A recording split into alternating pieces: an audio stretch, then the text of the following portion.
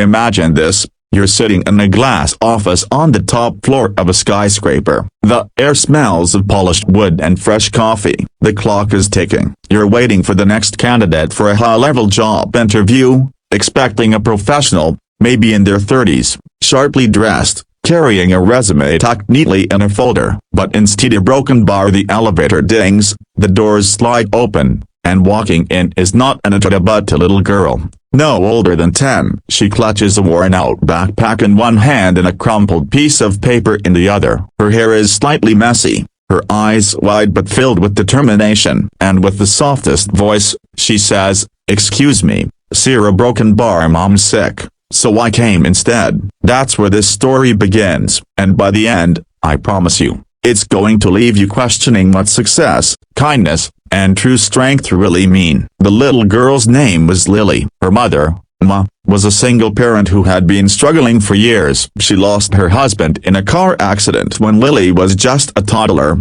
and ever since, she had carried the weight of being both mother and father. She worked double shifts, sometimes 3 jobs, but no matter how hard she tried, life seemed to throw more hurdles in her path. The rent piled up, bills never stopped coming, and the fridge often looked emptier than it should. But through it all, Emma never stopped encouraging Lily to dream big, to believe that hard work and honesty could build a better future. When Emma saw the job posting at a prestigious company owned by Millionaire CEO Jonathan Blake, she thought maybe, just maybe, this could be her chance. A stable job, good pay, benefits, a broken bar. Maybe it could finally give her and Lily the security they'd been chasing for years. She studied, she prepared, she ironed her one formal blouse until it looked almost new. But on the morning of the interview, life played its cruelest card out. Emma collapsed with a high fever. She was too weak to even stand. Panic filled the room. Missing the interview wasn't an option. They needed this. And that's when Lily made a decision far too big for her little shoulders. She grabbed her mother's bag,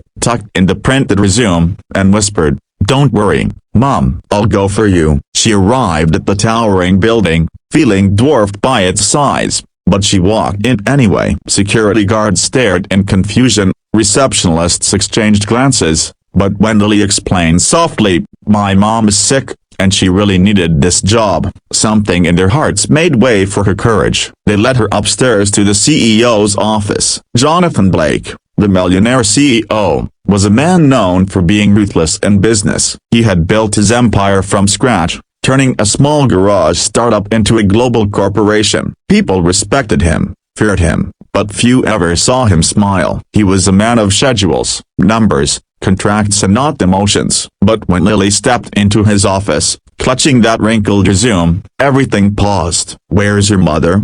he asked, raising an eyebrow. "She's sick," Lily said, standing as tall as she could. "But she really needed this job, so I came instead. I can't do all the work she can. About a broken bar, I can tell you she's the hardest worker I know. She never gives up. She always keeps going, even when she's tired, even when she's sad. She says hard work is the only way to make dreams come true." Her voice cracked, but she held her ground. Jonathan's stern face softened, just slightly. He leaned back in his chair, studying this little girl who had dared to walk into an interview meant for adults. "Tell me," he said, "why does your mom want this job so badly?" Lily's eyes glistened as she answered, "Because she wants me to have a better life than she did. She says one day I should be able to go to college without worrying if we can pay for food or rent. She says I should never have to feel small in a big world. She says dreams matter." And she's right. The room fell silent. Jonathan Blake,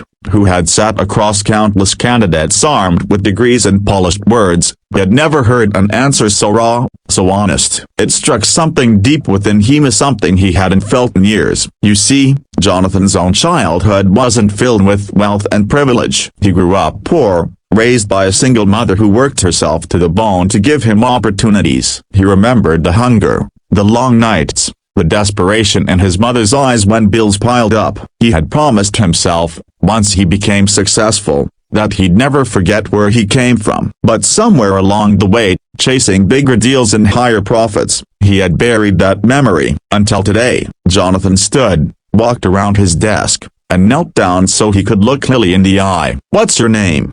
he asked gently. Lily, well, Lily, he said, his voice softening, you just gave the best interview I've ever had. That afternoon, Jonathan personally drove Lily home. He walked into their small apartment, where Emma lay pale and weak on the couch, shocked to see the CEO of the company standing at her door. Jonathan handed her the job contract himself. You're hired, he said simply, not because of your resume, but because of the daughter you raised. She's proof of the kind of strength and values this company needs. Tears streamed down Emma's face as Lily hugged her tightly. For the first time in years, hope didn't feel like a distant dream. It felt real, alive, sitting right there in their tiny living room.